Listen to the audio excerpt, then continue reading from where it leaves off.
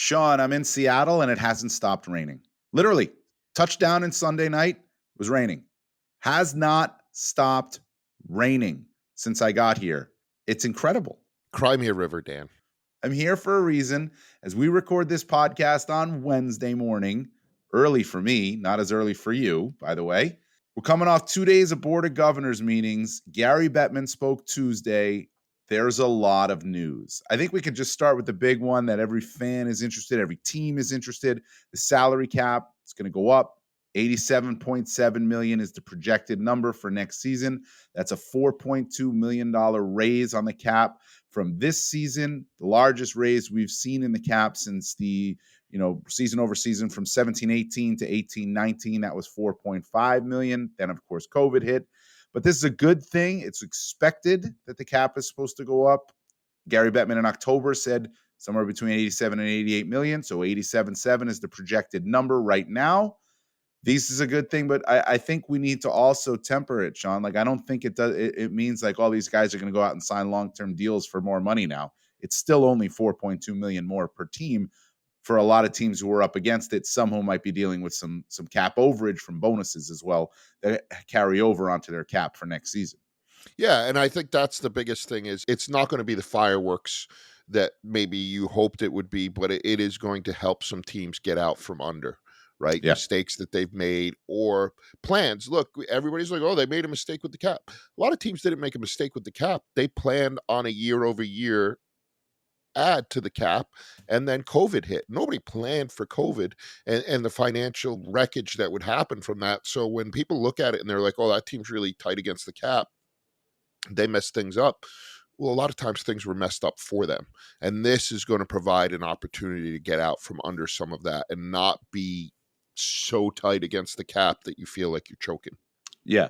And listen, I mean, if it continues to rise like this, if we can continue to have revenues building and the cap continues to go up, we will be approaching $100 million salary cap come the 2027, 2028. So good thing there, but we'll see where it is. Before we go any further, by the way, Jim Fox, broadcaster for the Los Angeles Kings, he joined us. He will be joining us. The Kings are a hot story in the National Hockey League, 10-0 on the road right now.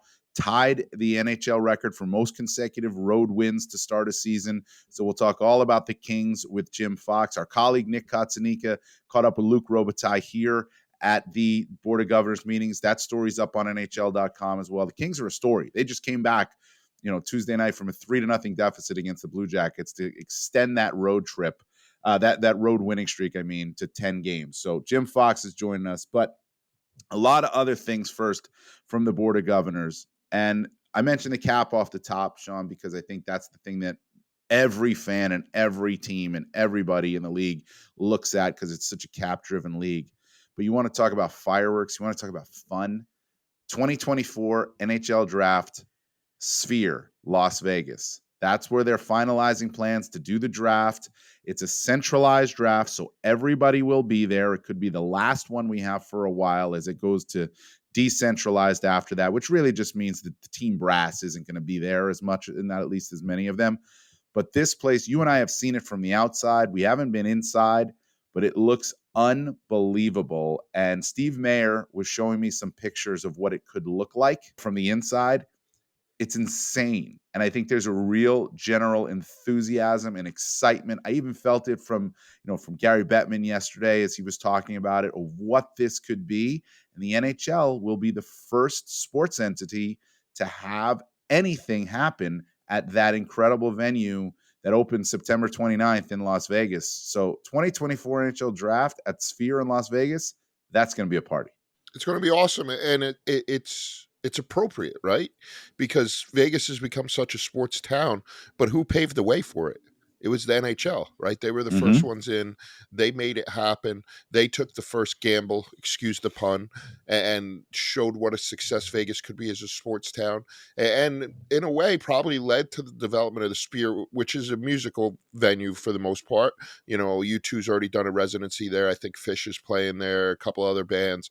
But they should be the first ones in, right? They should have that headline just because of what they did for the city on a sporting landscape. It's funny. It's interesting you brought that up because I was talking yesterday with George McPhee, president of hockey operations at the Golden Knights, for a story that we're going to run later on as we approach the Winter Classic. Obviously, Vegas is going to be in the Winter Classic here in Seattle against the Kraken on January 1st. And we were talking about, the Golden Knights, the impact that they had, the NHL being first. It's, you think about what has happened, right, to Vegas sporting landscape since the Vegas Golden Knights came in, right? You've got a football team there now. The Raiders are there now. The Oakland A's are going to move there. They want an NBA team. Sphere opens. Now you're going to get the NHL draft in Las Vegas. F1, let's not forget about it. It's probably the biggest thing, right? F1 is huge. They go there to Las Vegas. The sporting landscape there has changed dramatically. And it starts with the Vegas Golden Knights. And it's really part of the legacy. And McPhee was talking about this. Part of the thing that they're really proud of there in Vegas is when they did it right. They did it sustainably. And they did it for the locals, and the locals have grabbed on to everything else. He made a point of this. He goes, you go to a show in any casino in Las Vegas, 95% of the people who are attending that show are tourists. You go to a Golden Knights game, 95% of the people that are attending the game are locals. And that's what they're generating all that. And it's a localized sporting landscape that's become national. It's really unique, and it is a real big feather in the cap of the National Hockey League and the Golden Knights that it started with them. Yeah, and what a way, if this is the last time that we do a centralized draft, what a way to send it off, right? You want to talk about a party. Nobody knows how to do it better than Vegas. We've been there year after year in June for awards before they coupled those and started moving them around a little bit. But for a 5-year run, we were in June in Vegas every year for awards. They know how to do it right? It's an entertainment town. There's so many people there that know how to put on a show. So I can't even imagine what it's going to be like. And we always say the draft is like the last day of school. This is like the last day of college, right? It's going to be a huge sending off party before the landscape of the draft changes. And I don't think it's in a good or bad way. I don't even mean it that way. It's just in a new way, and it'll be different. So I think it's the perfect way to celebrate what Vegas did and to celebrate what the draft has been. And I think what's going to happen with the draft too, once it goes to what we're calling decentralized, I think it's going to become less of a working environment and more of a party like environment, because you're not going to have the people who are doing the real drafting work, this, that those selections, the pressure on them, the ones holed up with their laptops and phones and all that in the draft floor situation, which I love. Don't get me wrong, as a hockey nerd, a guy who wants everybody around, wants to talk to people, I absolutely love the draft for that reason. But those people are going to be in their home markets when it, after, not this draft coming up in 2024, but after. But the players are still going to be there who are getting drafted. The player families are going to be there. I bet you there's going to be entertainment. It's going to be a different draft, but I think it's going to be an atmosphere that lends itself more to a celebration than it does to a working atmosphere in the draft. And I think that's going to be interesting to see how it goes. But what you're going to get in Las Vegas is you're going to get the combination of both. And that's why it's going to be a special draft. But there was even more news coming out of the Board of Governors, right? A ton of international news. You were there for that. Let's recap what came out of that. Gary Bettman called it an appetizer for what he hopes becomes a regular international rotation of best on best tournaments, starting with the Olympics in 2026, then a World Cup in 2028, the Olympics in 2030, World Cup in 2032. Every 2 years, you get a best on best competition for fans who love international hockey, who've watched the Olympics. It's thrilling to have that opportunity. What this could be in 2025, the geopolitical climate does not allow for a full best on best tournament right now, and the NHL wants to do something. And so you'll put 4 teams, probably the US, Canada, Sweden, and Finland, and you put them in a tournament. And I understand that there's probably pushback from people who are like, well, it's not a best on best. And In many respects, it's not, because you're leaving out some of the best players in the world. I understand that. But it's a break in the schedule at a time in February where the sport landscape really is turning to hockey. If it's marketed the right way, which I know it will be, and you get great exposure for it, national TV partners, hockey fans are going to love this. Sports fans in general are going to love it, because if you get a Canada-US game, Sweden, Finland, but especially a Canada-US game, Matthews and McDavid and McKinnon, I mean, who's not going to love that? It's going to be great. So that's what they're trying, and he called it an appetizer for what will be hopefully a larger scale international best-on-best schedule for the next, decade or more. And you know what else you'd get to see if that were to happen? You'd get to see the three Hughes brothers play together. Together. That's right. I would say that Jack for sure, Quinn for sure. Luke's got something to prove. He's got a little more to prove. There's a lot of good defensemen. He's got something to prove, but he'll probably make it. You would have that opportunity, which would be even more intense than the opportunity that took place last night. We're recording this on Wednesday. On Tuesday night, the three Hughes brothers played together, but a separate. Jack and Luke on the winning Devils team and Quinn on the Canucks team. And amazingly, Mike Morial, who did a number of stories on this leading up to it, this is the first time they've ever played in an organized hockey game at any level together. Mm-hmm. They're not that far apart in age. For that to happen is unbelievable. And for it to happen at the NHL level is just crazy. They're one of 9 families to ever have 3 brothers play in the same game. Yeah, and you know what? You're right. I would say if there's that 2025 international tournament, if we get to the Olympics in 2026, certainly a World Cup in 2028, as long as everybody's healthy there, you're looking at the Hughes brothers all on the same U.S. team playing for the same, pushing in the same direction. That is going to be fun. I did want to ask though. I mean, John, what do you think about the idea of this 2025 4-team tournament? The concept around it, and just the idea of it being, again, I repeat what Bettman said, sort of an appetizer for an international calendar. I think it's awesome. What else could you want? I understand that clamoring for a full international tournament, but you would have to correct me. I don't think this is I think this is an NHL event, right? Not a double IHF event? This is not a double IHF event. This is an NHL event. And if it happens to where the Olympics happen, it's also a preview for that. Yeah, but if it's an NHL event and not a double IHF event, you can't have a full slate of teams because you can't man them. There'll be some hard feelings for other players that don't get to be involved in countries. David Pastrnak wouldn't be involved, Malkin, players like that. But I also think that'll feed the hunger to make sure that everything is lined up later. Once you rekindle the excitement over that, I think it just is going to burn into a raging inferno.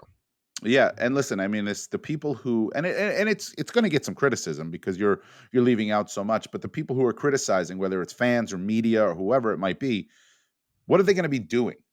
Well, they're going to be watching it, right? I mean, that's the thing. I think we should not forget about it. It's going to be entertaining hockey. You're going to have the best players from the U.S., the best from Canada, likely the best from Sweden, the best from Finland, playing in a tournament. And it's not for a World Cup. It's not for an Olympic gold, but it's for something. It's for national pride, and you're playing for something. So I think it's a big thing. But we have to, before we get to Jim Fox, broadcaster with the Los Angeles Kings, who joined us, and the Kings are a terrific story going on right now in the NHL. The one thing is the Olympics, 2026. There is, Gary Bettman talked about this. The players want to go. The league knows that. The league is trying to make efforts for them to go, but there's still a lot of hiccups along the way, which is why there's no agreement right now. Yes, there is the issues of ensuring the player contracts, of paying for the player travel and family travel to Milan, paying for the accommodations when they're there. All of that is something that the IOC has taken care of before, and there's negotiating with that now. The other thing that Gary Bettman brought up is the venue for the hockey tournament. It hasn't even begun construction yet. There is no construction on that venue yet. So right now, he said they're looking at the potential of that venue being finished 6 to 8 weeks before the start of the tournament, like the fourth quarter of 2025, which is 6 to 8 weeks before the tournament starts in 26. the Olympics start. That's an issue right now, and that's if they hit their timing right now. But there's no shovels in the ground, so that's a big concern that they have right now. And it's one of those things, and Bettman talked about this, that's completely out of control, out of the NHL's control. It has zero to do with them. That's the IOC, and that is the Olympic Organizing Committee. So when people wonder, why don't we just go to the Olympics? There's a big reason why. There's no building right now to go play in, and National Hockey League players are not going to be the walk in there, when the dust is settling in the building, like you and I did in our rooms when we went to Sochi, and you could smell the sawdust in the rooms, right? They're not going to walk in and go step on the ice and play in high intense 100% go 100-mile-per-hour tournament on ice that hasn't been tested yet. No, of course not. And there's other things, like it's such a black and white issue for people, for fans who are passionate about the game, and sometimes even for players who have blinders and literally are like, this is my last chance to play in an Olympics. Why is it not a slam dunk? But it's a business, right? And you talked about some of the things, and then there's rights to video and there's rights to everything else. At some point it has to be, it's like a relationship, right? You give, and you're like, hey, when do I get? Right? When are you going to give me something to make this fair, to make it equitable? And that's what you're talking about. And these are all very powerful businessmen, and everybody's negotiating in their best interests. And I think there's a common ground, and I think it'll be found, because I think it's been too long. But it's not a simple process by any stretch of the imagination. No, I hope it will be found, because I love the Olympics. I love it when NHL players are in it. It's a great tournament. So we'll see where it goes. But listen, the Los Angeles Kings have been a terrific story for this season. 10-0 on the road right now, tied an NHL record for most consecutive road wins to start a season. Jim Fox, their longtime broadcaster, joined Sean and I, and here's that interview with Jim Fox. Jim, thanks so much for joining us. So, big question: why is this Kings team so good? Right now, it seems to be balance. It seems to be what so many teams are looking for, and that is, you know what? You just roll the lines over. You hear, how many times do we hear that, right? Coach saying, I want to roll 4 lines. Well, Todd McClellan is doing that. I think certainly the acquisition of Pierre Dubois helps down the middle. It takes ice time away from Kopitar and Danault and even Dubois, but at the same time, I think it puts fresh players into critical moment situations. So you have that balance, you roll the lines, you get everyone contributing. And right now, it seems like any given night, it's a different guy. And that's a plan. The plan is there to roll 4 lines. Another thing, Dan, is this. The Kings basically, since game 2 of the season, have had the same 6 defensemen. So far, touch wood, no injuries back there that would knock anyone out of a game. So when you have that type of balance, and that type of roster solidification, you're winning games. And when that number 1D is Drew Doughty, that certainly doesn't help either. You get to see him every day. It seems like when I see him, he's playing better than he has for several years. Is that what you're seeing as well? Well, I think the team around him is much better equipped. The Kings have gone through a rebuild, so it's taken 4, maybe 5 years. You can go back to Arvidsson, who's hurt right now. Danault, you pick up Trevor Moore in a trade, you pick up Grundstrom in the trade, you had Kevin Fiala, you had Gavrikov, you had Dubois. All of a sudden, you keep building, and Drew now has guys around him. I'll be honest with you guys, I think maybe 3-4 years ago, Drew was put into a situation where he knew he was in a rebuild, and he was asked to be a mentor. And I think for the first time in his life, he had to juggle, helping young players and still putting his game on the ice. And I think he struggled there, but it was only 1 season. The next season he came back. But unfortunately for where we are, we think that, most people don't see us all the time. People remembered the bad season, but don't remember how well he recovered from that season. And now he's in a position where, it's still, unlike most defensemen that get the accolades, Drew thinks defense first. We're talking after a game, he scores in overtime to win a game, that he doesn't think that way. He thinks his number 1 objective is to stop the other team, and that's what he takes a lot of pride in. And then you add that to the way the team is built right now with so much balance, and every line can score. He's on the ice. He's making things happen. Yeah, he's starting to raise some eyebrows again. Jim, I look at this team, You look at it, they can score, they defend well, they have the puck a lot, they don't give up a lot of shots, they protect the goalie's playing really well, the PK is very good, they're well coached. It reminds me of those Stanley Cup teams. Does it remind you of those Stanley Cup teams too? Well, Dan, I look at the Cup teams a little bit differently. I think in 2012, just to keep it short, is they didn't beat themselves. In 2014, I think they could go out and beat someone. They can go take the game away from the other team. I think this team right here might be, man, it's a cop-out. I hate when I hear this, but it might be a combo of both because there are the structure you're talking about, there's no question. I mean, everyone throws around the term structure, but the Kings, that's their DNA. It's structure, and Tom McClellan leads that way. But let's give the players the credit. They bought in, now they've grown together, and now they believe in that structure. You add to that the guys I was talking about earlier, which brings a little bit more skill. So now, every once in a while, you can score your way around your mistakes. Every once in a while, you shut the other team down, and you keep doing it that way. And something I didn't mention, guys, earlier on, I mean, Cam Talbot coming in is the biggest difference this year. That's the biggest difference because last year, the Kings, 104 points, made the playoffs, structure was there, but the underlying goaltender numbers were not that good at all. This year, they are. And Cam Talbot is the big reason for that. He kind of fits the system. He told us earlier on when he joined the Kings, his style is to let the play come to him, not to overdo things. But within that structure, it fits. So you're not buying the Cam Talbot as a product of the Kings? I'm buying that Tom McClellan knew him. I'm buying that Cam understands the experience he brings, the veteran presence he brings. He understands how the team is instructed to play in front of him. And, when you look at the internal numbers, I know you were rattling them off earlier, it's incredible how the Kings really shut down the high danger chances. So if you're a goaltender, you kind of understand that. And maybe the biggest area, penalty kill. Last year, the penalty kill was near the bottom of the league. This year, it's near the top of the league.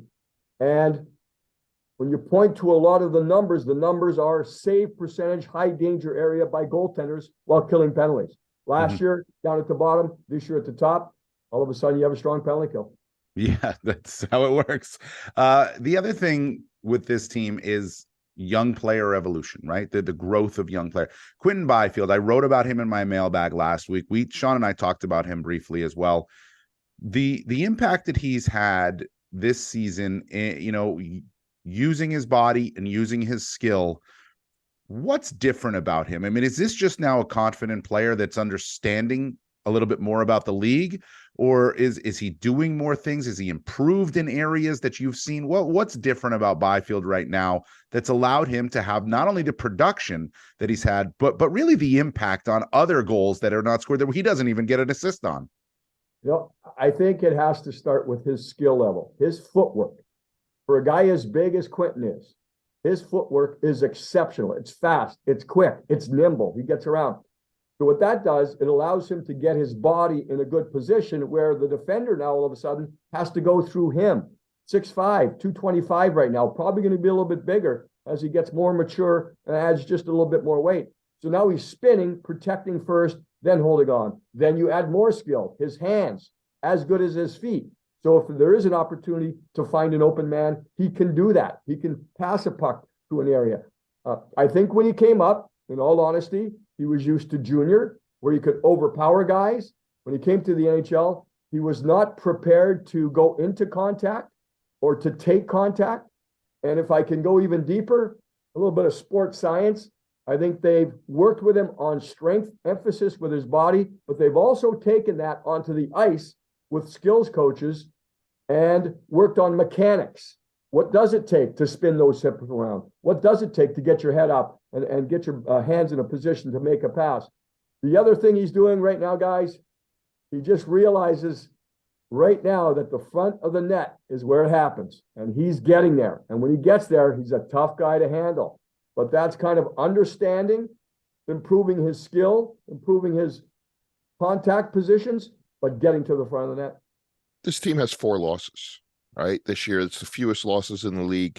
So they don't have to make any statements. But was last night a statement? The win against Columbus, the way I look at it is it's weird because the Kings played a recent home game against the Washington Capitals and should have won the game. They lost 2-1. So you kind of, you overpower a team. And then, you have a game like Columbus where you're down 3-0 and, you understand whether they read the numbers or not, Columbus's goal differential in the third period is not that good at all. Mm-hmm. So early goal in the third period. I mean, I called it a seed. First of all, it planted a seed of confidence for the Kings, but it also planted a seed of doubt for Columbus. Once they got going, though, it was more of a simple, direct, get the puck to the front of the net. And it was every line bought in. They get it going. Shot from the point, get it down low, rebound, tip. That's how they were scoring. So it was a little bit of that situation where I think the other team, really had an off third period. But as you mentioned, 4 losses on the season, not too bad at all. So the Kings have to get a lot of credit. It was one of those games where, they weren't happy after 40. They had some uncharacteristic mistakes, but that's going to happen over 82. So they didn't get to 2 against Washington. They get to 2 against Columbus. I call it even. Yeah, and listen, I mean, they're 10-0 on the road this season. They've tied the NHL record for most consecutive road wins to start a season. You're in Montreal right now. They can break that record in Montreal tomorrow night, Thursday night.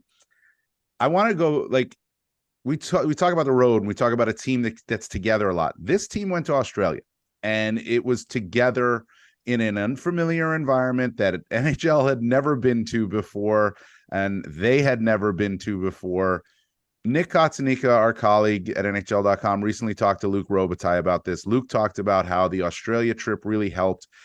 Do you think that has had a role in some of the road success too? They just kind of know what to do when they're away from home and they know how to handle themselves, and they did it in an unfamiliar environment. Yeah, I think generally speaking, Dan, that when you take a look at the NHL and this travel schedule, it's still going to be heavily weighted to the West. So the Kings are used to that anyway. I will say this. Melbourne was phenomenal. They took care of us. The NHL, the way it was organized, the teams, the team's travel coordinators, those guys, they do a phenomenal job. And everything was so first class all the way. I think that helped everyone embrace the fact that they're, a 15-hour flight away. They're a day and a half ahead of time. All of that stuff came together because it was clockwork.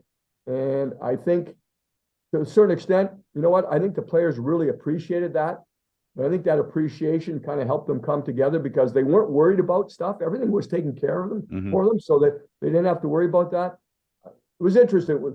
Before our last game against Columbus, I'm trying to break down why the home and road. I mean, at home, 1 game above, on the road, 9-0, now 10-0. And, yes, they score more on the road and they defend, but why? I looked at the internal numbers, all of the fancy stats, the analytics, and there was no difference whatsoever. Even though the record was different, there was no difference between home and road, inner slot chances, save percentage here, expected. Everything was exactly the same. That's crazy. We talked about it last week, and I'd love your opinion on it. I think part of the reason is, you talked about Kopitar getting less ice time, Dubois getting less ice time, all those guys, but there's nobody that goes as deep down the middle in the league, I don't think. So there's no matchup disadvantage. Todd doesn't have a matchup disadvantage on the road where most teams do, right? You want to get McDavid away from Doughty. Todd doesn't have to do that. Yeah, on the road, especially, right? When the other team does get that opportunity, you're exactly right. And then you actually add some balance too. So the coach wants to roll 4 lines. Gets to a situation during most seasons where he realizes he can't roll 4 lines because he's not getting production down the lineup. Not the case. Blake Lizotte, who normally centers the 4th line, he's been scoring. Carl Grundstrom has 8 goals as a 4th line winger. I mean, that's where you are right now. So you do have that luxury to keep it rolling, to keep it going. And yes, the matchups are not a concern.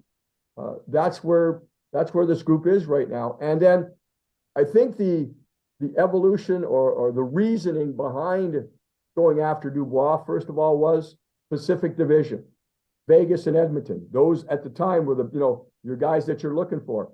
So they're strong down the middle. You have to become stronger down the middle. And again, I think we're seeing the Kings being able to put fresh players into situations So when Kopitar doesn't have to drag 22, 23 minutes on his back every night now, he can go out there, maybe in late game, late period, win a face-off, maybe spend more time and more energy on attack than he has to do defending. You put that all together with that balance you're talking about, especially down the middle, it is a tough matchup. Last one for me. I mean, we talk about all the depth that they have, the defense, the health, which is obvious. I mean, look at Vegas last year. The health that they had throughout the playoffs, right? You know, people always start to talk after the first quarter of the season as we lead into the holidays, like needs. Is there any right now, as long as health stays where it is there any needs? Do you look at this team and say, oh, they could really use that to push them over the top? Is there anything there? Or is this the kind of group that you say, you know what, guys, you go do it yourselves. This is the group I want. Yeah, maybe a Connor McDavid or something like that. Oh, I'll take that. Yeah. I hate to say it, that I was thinking ahead of myself the other day. I was thinking that exact same thing. I was thinking, okay, now that they're off to such a good start, that puts them into a solid numbers situation to make the playoffs. What do they do? What do they sprinkle in? And I've yet to come up with the answer right now. I think it would probably be back on the blue line. That's where I think it would be. It's very difficult because, we were talking about Drew Doughty earlier. His partner, Mikey Anderson, is no longer Drew Doughty's partner. He's his own player now. He's established his own identity. So he's grown into that position. Gavrikov comes over and he's playing with Matt Roy. Very difficult shutdown pair, very difficult. So Engelland, during the regular season, you need that, right? He's been stepping up and scrapping with everyone. He's big, he's strong, he's in there. And Jordan Spence right now, who's on the right side. Dangler, a modern-day defenseman to move it. So they do have that balance even back on the blue line.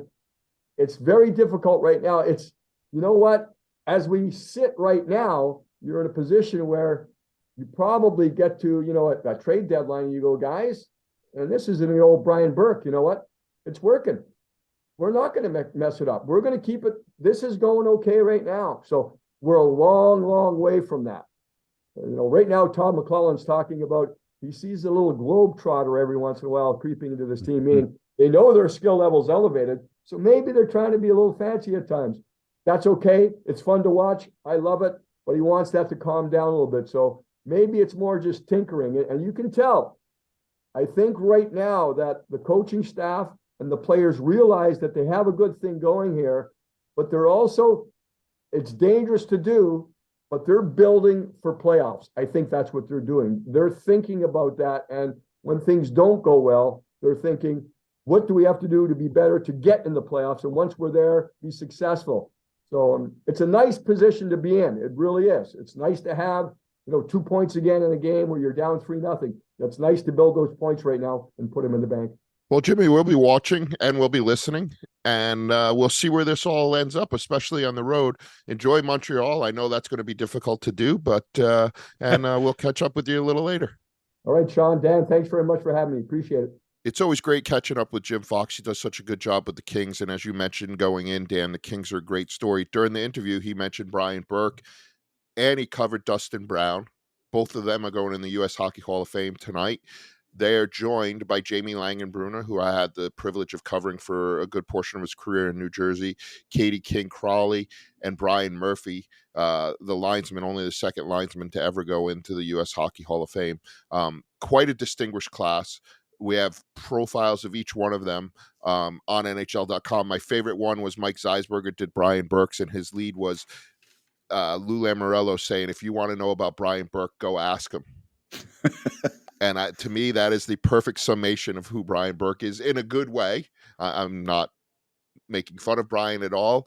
He does like to talk, and he's a good salesman, and he's doing it with the PHWL, but he's built 3, 4, 5 teams. He's been an agent. He's done all those other things. So it's always a great night. USA Hockey does a fantastic job with it. They do that. And the Lester Patrick, it's Joe Bertagna from Hockey East. He created Hockey East with Lou Lamoriello. So a great night in Boston. Emily will be there. We have profiles of all the inductees on NHL.com. If you're interested in history at all, there's some really great people, and you should read up on them. It's a great night. It's a Hall of Fame night. It's congratulations to everyone there getting into the U.S. Hockey Hall of Fame as they do tonight, Wednesday night in Boston. You're right. Jim Fox was great to join him Listen, there's another great story going on, Sean, in the National Hockey League right now. And we talk so much about the Arizona Coyotes for where they play, right? For where they play. What ice surface are they going to be playing on? And it was a topic of conversation here at the Board of Governors meetings too. They've, by the way, they're hoping to secure a location in the Phoenix area. There's a time limit here. There's a lot there. You can read about it on NHL.com, but there's a lot of talk all the time about where they play. How about how they're playing? And they're playing great. And Connor Ingram, their goaltender, might be the best individual story going in the National Hockey League right now. There's competition for that, but he is a terrific story right now. If you think back 2 years ago, Connor Ingram entered the NHL, NHLPA program, right? He went for 40 days to a mental health treatment center for OCD. He has come out of that and he's regained his NHL career. He's regained his life, really.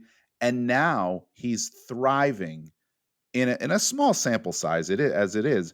But this goaltender is 11-3 with a 2.23 goals against average and a 9.30 save percentage this season. In the last 5 games, 5-0, 0.99 goals against average, 9.68 save percentage. The Coyotes obviously have won all 5 games because he's 5-0 and he's played in all of them. And it is against the last 5 teams to win the Stanley Cup. The Capitals, the Blues, the Avalanche, the Lightning, the Golden Knights. It's a remarkable run that this team is on. They're good, Sean. And nobody's talking about them for what they do on the ice. But this team has come a long way. They're good. And Connor Ingram has been a terrific story. By the way, Clayton Keller, you can catch him on the Chirp with Darren Millard as well. He was Darren's guest this week. And there's a lot to talk about there with the Coyotes and the season they're having right now. Connor has been a great story. Such a journeyman career, such difficulty getting into the NHL. And look, I think they went in and they thought he would be the backup this year. And, he's stolen the job and he's been fantastic at it. But they've had so many good players, right? Like so many guys that have kind of stepped up and done things you don't expect. Look, you look at a player like Sean Durzi. He's been unbelievable. Coming from the Kings, who we just talked about, and just playing lights out, like kind of a sneaky, let's put him in the back end of the Norris conversation almost. And then, you look at the points, it's Clayton Keller, but then there's a ton of guys with 15 or more points where you're kind of looking and you're saying, really? Those guys, right? It's Michelli, who had some nod for Rookie of the Year, so you kind of expect that. But Schmaltz, Bustad, Carcone, Krause, Kerfoot, like these are all guys that I don't know that the average fan knows, right? And they're contributing every night. So it's a great story. And we talked about all these teams that were going to make the jump, and I don't know that Arizona was one of them, and they clearly are. Yeah, Michael Carcone, you mentioned him. He's going to win the Cy Young right now. 12 goals, 3 assists. Like it's pretty remarkable. These guys got 12 goals, But they're a team that's really. Clayton Keller's a star type player. He is. And again, he joined the Chirp with Darren Millard, so you can listen to that as well. He's a star type player, but they're a team that's a sum of their parts right now. They're playing well. There was optimism about where this team could be. I remember I talked to Bill Armstrong, their general manager, earlier in the season when they came through New York. We sat down. There was optimism about what kind of team this could be and if they would be able to make some noise. And they're doing that right now. They are not going to get the benefit of the doubt, right? I mean, we're not going to sit here and assume that the Coyotes are going to be in the mix come March, right?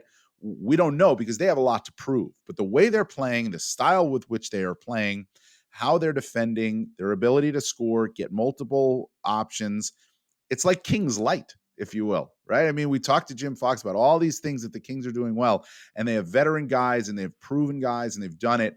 The Coyotes are playing a similar brand, not as consistent, and they're hot now, but they're not as consistent, obviously, as the Kings have been, but they play a similar way.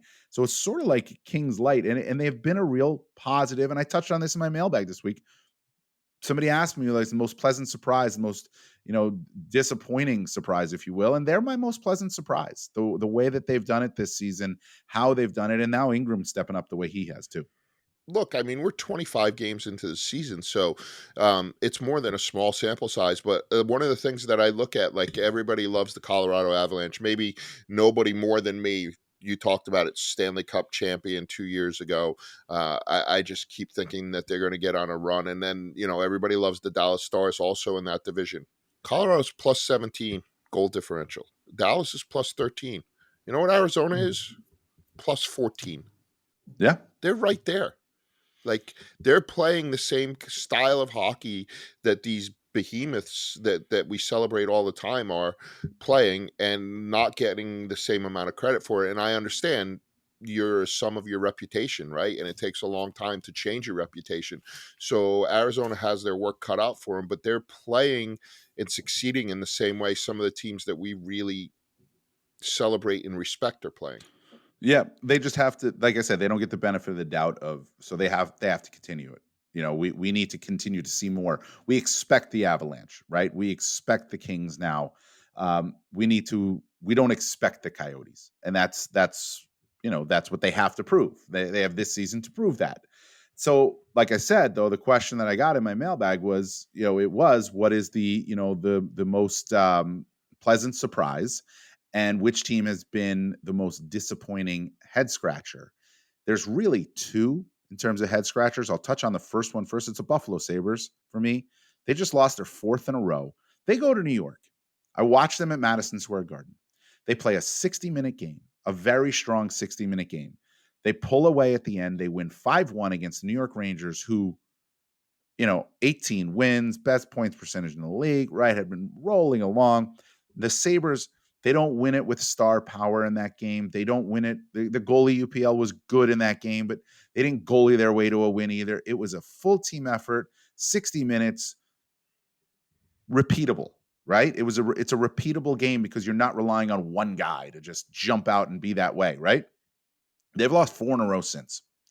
And that's a problem. And in these 4 games, I mean, they're losing 6-4, 6-2, 5-3. Like they're a little lost. And I'm surprised by this. I picked them to make the playoffs. The way they played in the second half of last season, they missed by 1 point. They were really good. They were building, and you get a little success, but it's not really success because they didn't make the playoffs. And now look at them. They can't handle it. And now they're a team that people are on the lookout for all of a sudden, and they're getting their doors blown off on some nights, and they're not consistent. None of it, what should be repeatable, is not repeatable for them. It's problematic. It's a team to me that really needs a jolt. They need something. They need a jolt. They need to change.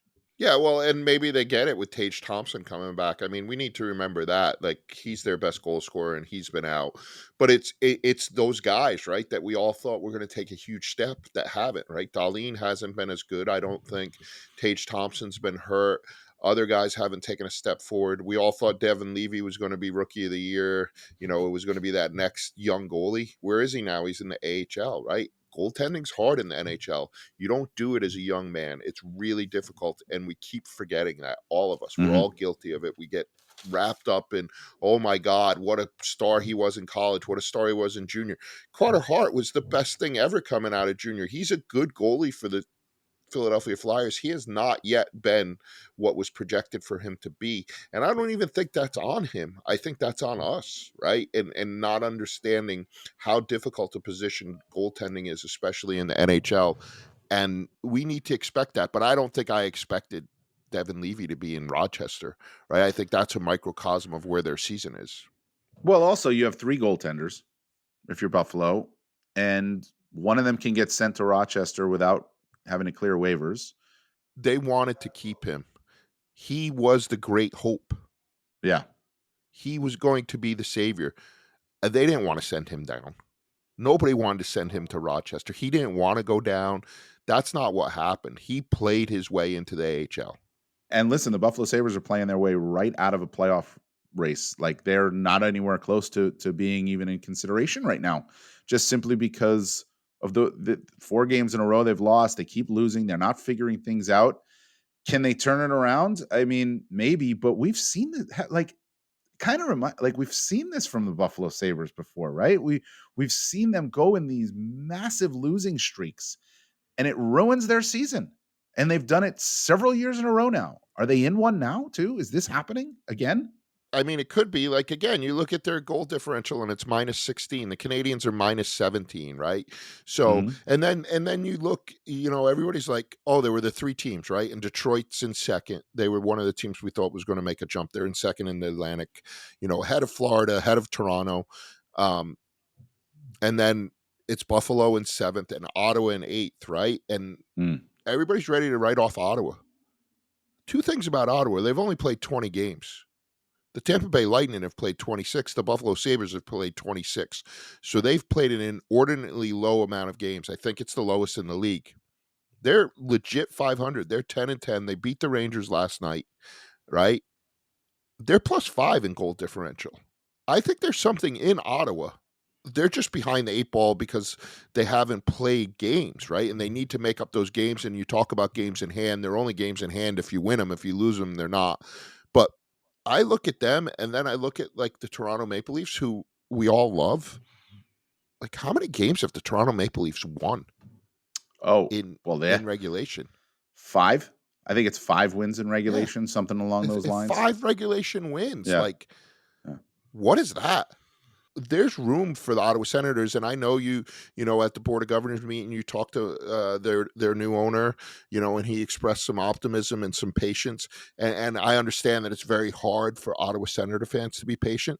But I watched that Ranger game last night, and you saw what Ottawa can be.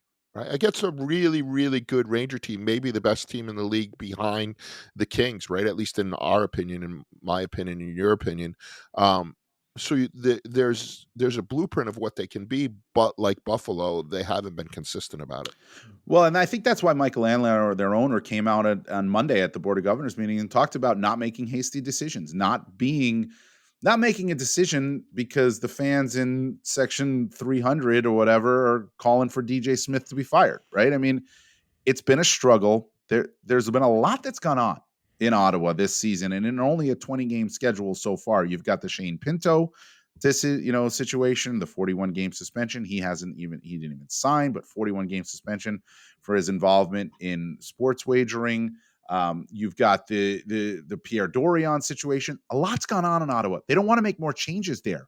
They need to let this team breathe and play. And Brady Tkachuk, I think, talked about this recently where he said, too many days off between games, they think too much. They're going to have a lot of games coming at them. If they've only played 20, a lot are coming at them. The Ottawa Senators could be a real dangerous team, especially if they play the way they played against the Rangers. And we mentioned Detroit, and I think it's really important as we get towards the end of this episode, right? Detroit's playing unbelievably well. We've talked a lot about it, but they've made a huge gamble in signing Patrick Kane, hoping they catch him on the upside of what his recovery will be from hip resurfacing surgery. He's getting ready to make his debut, and that's going to be awesome. Like, I can't wait to see what Patrick Kane is. And look, don't take the first game and be like, oh, that's what Patrick Kane is. It's his first game coming off of major surgery, but it'll be nice to see him out there and to see what he can do on what's a really good first line in Detroit right now. Yeah, I thought he might play in Buffalo Tuesday night.